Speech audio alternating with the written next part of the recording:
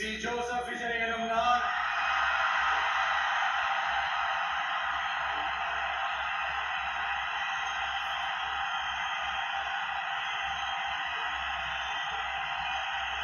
சட்டப்படி அமைக்கப்பெற்ற இந்திய அரசியல் அமைப்பின்பால்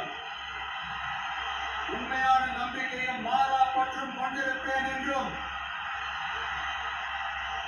இந்திய நாட்டின் ஒப்பில்லாத முழு முதல் ஆட்சியையும் உரிமையையும் நிலைநிறுத்துவேன் என்றும்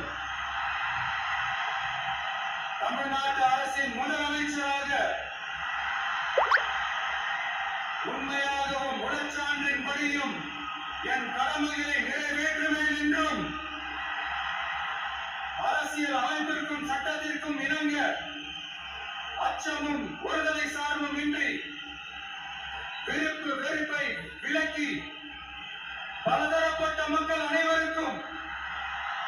நேர்மையான